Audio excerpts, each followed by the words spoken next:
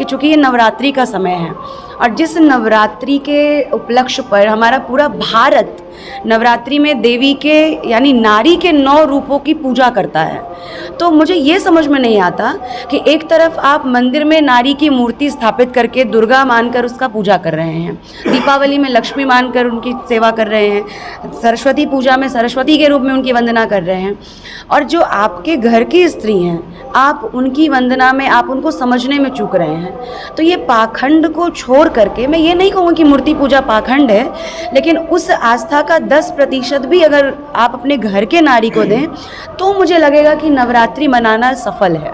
तो ये है कि लोग अल्लाह और ईश्वर का विभाजन जो कर रहे हैं, ये वही लोग हैं जो अब तक इंसान नहीं बन पाए हैं।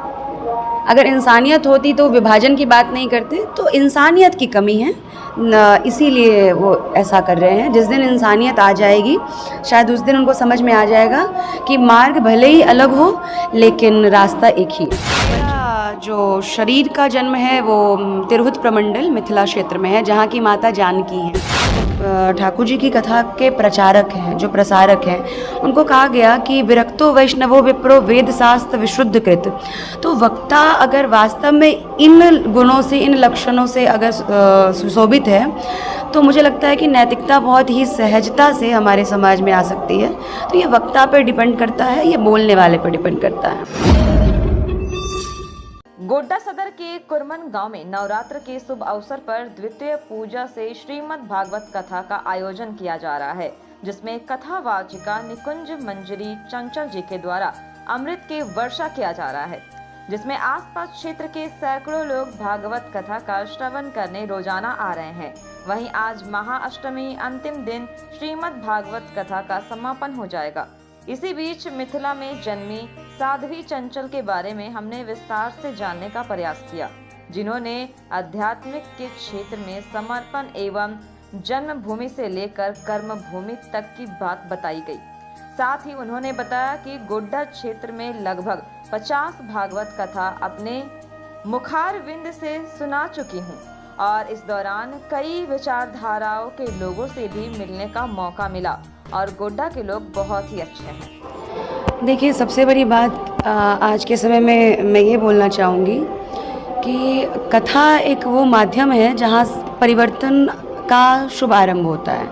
अब वो डिपेंड करता है वक्ता पे कि वो किस प्रकार से अपनी बात को रख पा रहे हैं, क्योंकि शास्त्र और सनातन ये दोनों ही आज के समय में एक वो सूत्रधार हैं जिससे कि बहुत आसानी से धर्म का उदय किया जा सकता है, हमारे समाज में पुनः एकता नैतिकता को सुव्यवस्थित किया जा सकता है। तो मैं देख पा रही हूँ कि जो वास्तव में वक्ता हैं, क्योंकि कहते हैं कि जो ठाकुर जी की कथा के प्रचारक हैं, जो प्रसारक हैं, उनको कहा गया कि विरक्तो वैष्णवो विप्रो वेद शास्त्र विशुद्ध कृत।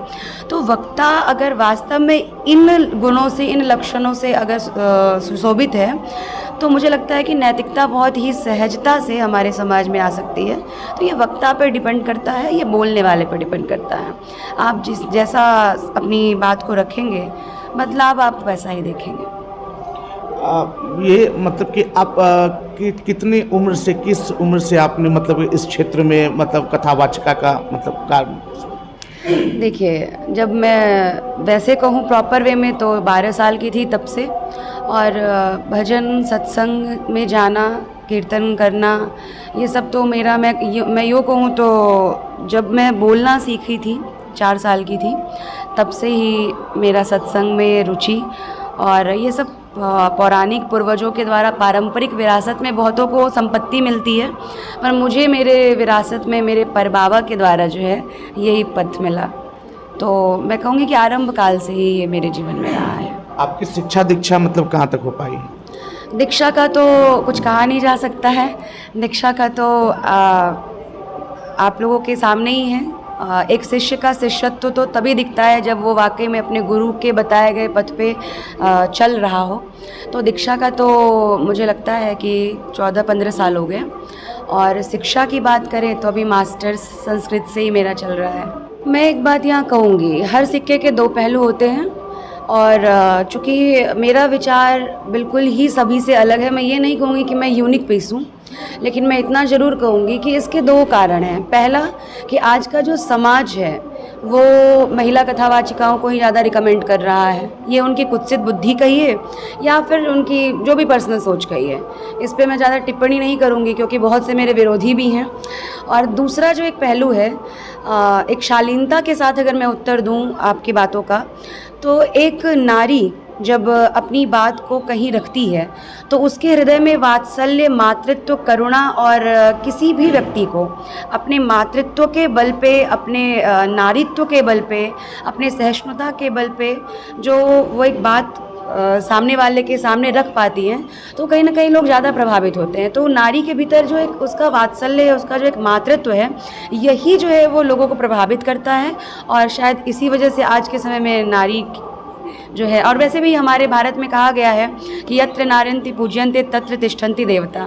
तो मुझे लग रहा है कि शायद ये बात अब साक्षात्कार होते नज़र पड़ रही है। और महिला तो आज खैर सीमा पे भी हैं, तो वक्ता के रूप में अगर बैठें तो और अच्छी बात है। तो क्या आपके कथा वाचन में क्या इस तरह के मोरल लेसन्स होते हैं जो कि लगता है कि नहीं, एक महिला होने के नाते महिलाओं को विशेष संदेश हमें हमेशा देते रहना चाहिए ताकि महिला उत्थान, वीमेन अपलिफ्टमेंट हो सके?